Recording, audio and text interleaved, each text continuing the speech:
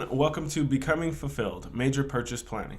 My name is Isaiah Goodman. I'm the Chief Financial Advocate at Becoming Financial. Excited to talk to you today about planning for major purchases, big goals. So when you think about a major purchase, what comes to mind? A couple things that come to my mind are buying a home, buying a car, maybe saving for college, a big trip. But really when most people think about financial planning, that's what life is about, right? Almost all financial planners talk about retirement. People hear other people talk about saving for retirement. But most of my clients, when I talk to them, they're thinking about financial planning for life, for being fulfilled and living a happy lifestyle. And, it's really important if you have all the money in the world when you're retired, but you kind of skipped out on some things during your younger years, is it worth it? So what I want to talk about today is some of these major purchases. What are some of the considerations that you have to think about? So for example, if you're going on a trip and you're going to be spending a lot, is it going to be something that your family is going to be remembering for a number of years? You're going to take a ton of pictures. That might be more worth it than a $7,000 Louis Vuitton briefcase. Whatever that major purchase might be, you really want to think about three big things. Number one is cash. Do I have the cash to pay for this? Or how much cash am I going to be forking over to make the purchase? So for example, if you can get a car with no cash down, what are those payments going to be? Is it going to be worth it for you month to month? Maybe you put down a couple thousand. Now the payments are a little bit cheaper. You can get into that car. Bigger thing is thinking about things like a home.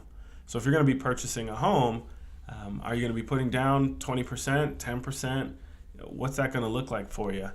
How much is that going to be? If you need to put down 20%, it's going to be $45,000. Is that worth the, renting? Maybe if you could rent, but you have that money in the bank. So just something to really think about when it comes to these major purchases is, number one, how much am I going to have to save? How long is that going to take? And then am I willing to part ways with that cash? Number two is credit. So with something like a home or a car, college, student loans, that sort of thing, what's my credit situation going to be before and after? If you purchase a car and you go to run your credit, as long as you're doing it within about 30 days, all the credit checks from different car makers or car dealerships, it only counts as really one credit check. But if you go every month to check your credit to see if you can get a car that month, that's going to ding your credit every single month. So being really thoughtful about, all right, when am I actually going to be ready to do this so that if I'm going for it, it's only going to affect my credit one time. Same sort of thing with the mortgage. If you're applying every month for a mortgage and getting different results, whether you're getting approved or declined, that's going to be kind of weird when you're actually ready to go for it. So thinking about that credit ahead of time, usually thinking of a goal number. So for example, like 620 is a kind of a magic number when it comes to buying a home. If you can get to 620 or above, that's going to give you a lot more favorable rates and easier possibility of getting a mortgage. If you're below that number, I'd recommend maybe you work up to getting to that goal or hitting that milestone, right? Obviously with different things like a car or loans, if you have a better credit score, you're going to have better interest rates. So something to think about too with a major purchase, if you can get a 0% credit card from Lowe's and renovate your kitchen, that might be worth it because you have 12 months to pay it off, 0% interest.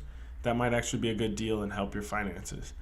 But if you put it on a credit card and it's 22% interest, that might not be the wisest choice. So thinking about how much cash am I going to part ways with? What's this effect going to be on my credit? And then the last thing is just value. Is it really worth it?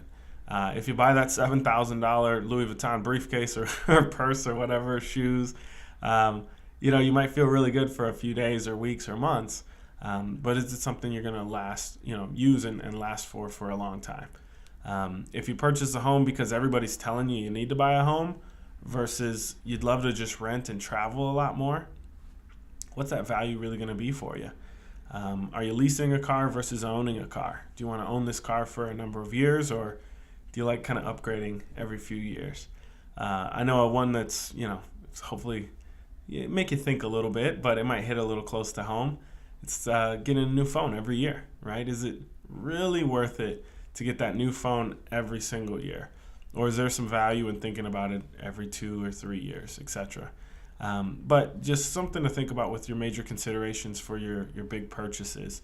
Over time, you really want to get that value and extract fulfillment and happiness, because that's all that financial planning is about, is living a happy lifestyle as best as you can. So if you're purchasing things to find contentment or happiness in the purchase, I don't think that's going to do it for you. Where we're trying to help you get to is, hey, we've got a good understanding of our financial dynamics.